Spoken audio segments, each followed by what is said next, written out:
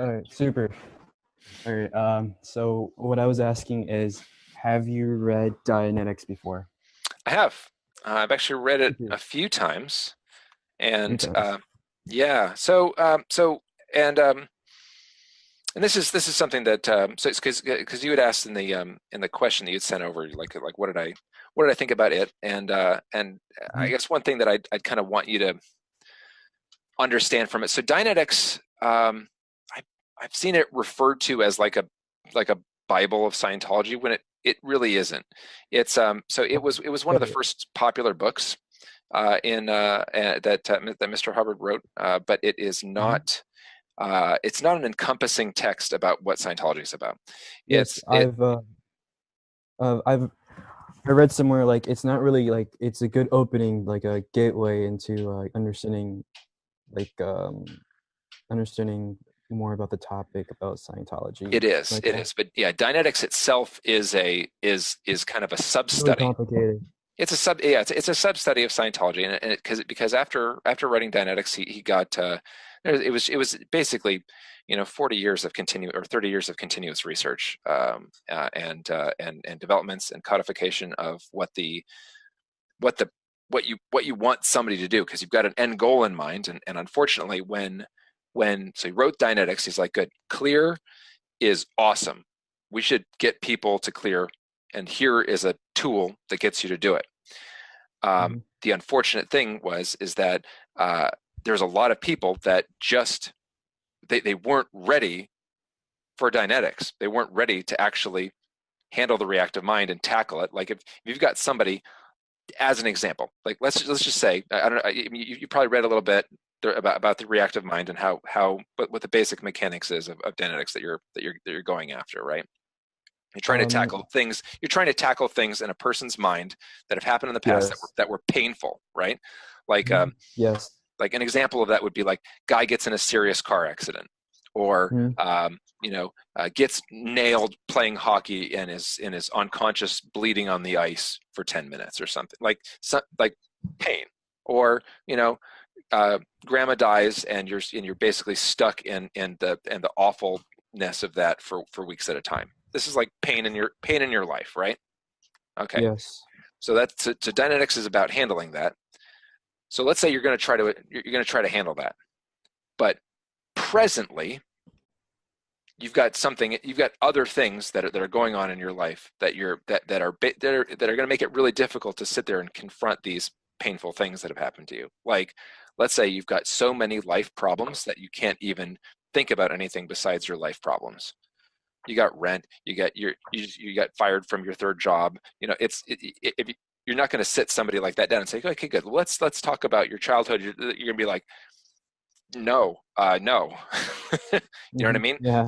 So there were Yeah. undercuts that had to be done to be able to be able to routinely get anybody up to the point where they could actually confront this set of reactive minded engrams and stuff like that. That So I have a represents question. a lot of what was then Um, written afterwards. okay, so after you read Dianetics, you obviously continue to research. What's like the next book you read about Scientology, or what's the book you read that that you understood very well and you may recommend? So okay, so the one that was so there's a lot of books in between. So that there is a chronology of text that Mhm. anybody who's really interested in Scientology and wants a full understanding of it, I would recommend reading. There's 18 of these books, so Wow. it's a fair bit of reading. It's a fair bit of reading. Yes. So some people, when they're just trying to see, good, is this subject for me, or is it totally not for me? You're not about to sit down and read a chronology of 18 books. You'd be like, skip to the end, skip to the good part. Mhm. Um, so near the end of all that, so Dynetics was written in 1950. It's released in May of 1950.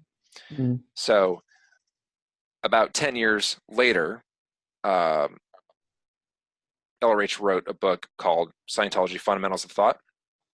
It was designed to be an introduction to the subject of Scientology, not just a kind of like a oversimplification, but an actual introduction, so Mhm. that you could get an idea of what the the whole subject's about. Like, what are the basic tenets? How does it Mhm. work? How do these principles interact with each other? Um, Things like that. Um, let's see. So he made the Yeah, book that's a because like it's a smaller one. It's only like what, like 200 pages. 200 So, pages. Can you show me the title again, please? Can you share the title to the camera? yeah, sure. That's a Fundamentals of Thought, Scientology Fundamentals of Thought. Thank you, thank you. Yeah. So, do you think I really didn't read that much about like how it was saying like it was like gateway, but it really wasn't really helpful. Like, didn't explain a lot like leading into the area of Scientology. Do you think he made revised it, or did he revise it, or like I'm not sure how to say it. Like, did he made a new book obviously 10 years later to explain more about it in more detailed? Was it because like people were rushing it the first book and didn't understand it, couldn't Well, like so okay, and I'm gonna oversimplify some things, Mhm. and some might consider that a butchering of this, but I'll try to give you the Cliff Notes rapid history of this. So Dianetics comes out in 1950. It's super popular, and he pretty Mhm. immediately sets up Dianetic centers. People are all over it. He releases two more books having to do with Dianetics. You've got Science of Survival, which was an amazing book that was written all about the tone scale and how this all works. The first book about Scientology, really identifying which and where this kind of splits out is really where you start identifying the person and treating him not like he's a one lifetime physical piece of meat, but this is you're treating him as a spirit who is has lived before, will live again, and is and you're not going to if the guy is coming up with incidents and things that are happening to him that probably didn't happen, in the last, whatever, 20 or 30 years of this body. Previously, in Dianetics, that was the major change that happened between Dianetics and Scientology.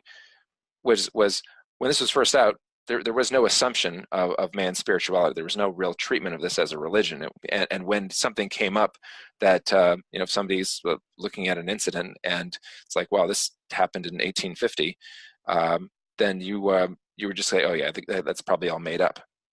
But past lives are a thing, and Scientology is far and away not the first philosophy or religion um, Mhm. to understand and validate that we're more than just meat bodies. So that Yeah, was, yeah. Go ahead.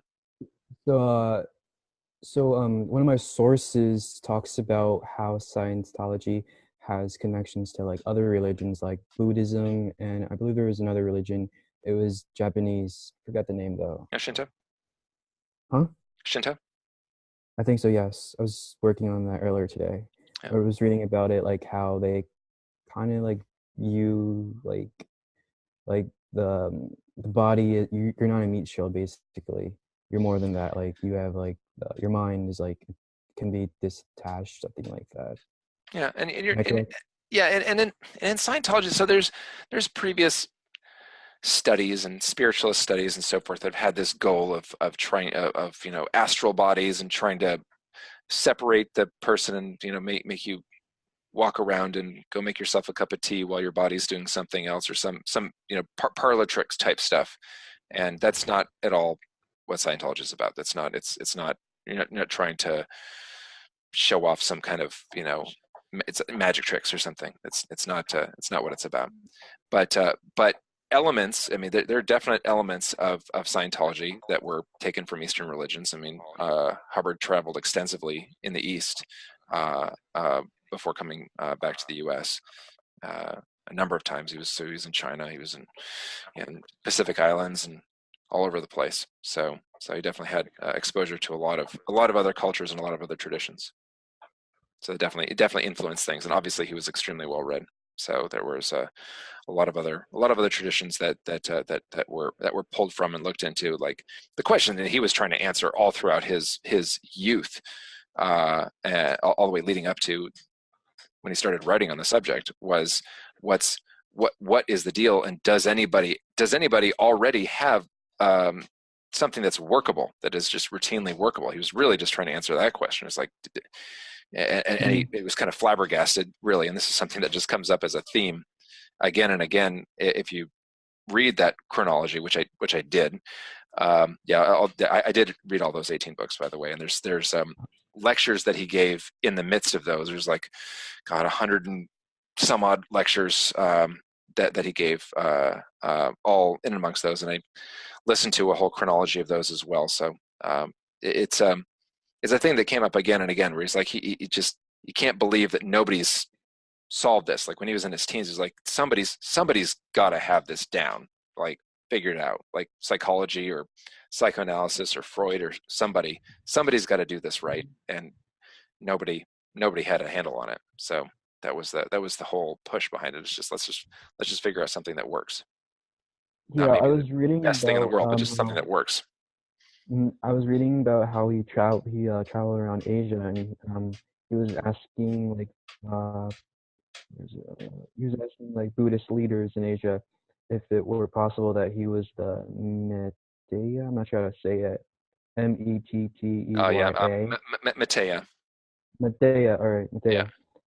And who had been prophesied by Buddha, and like I forgot what it was. I think someone was supposed to come back, right? Like that's right. someone was Yeah, supposed to come back. this was significantly later. This was actually after he had already written and so forth, Mhm. and much of Scientology was already underway. This was at a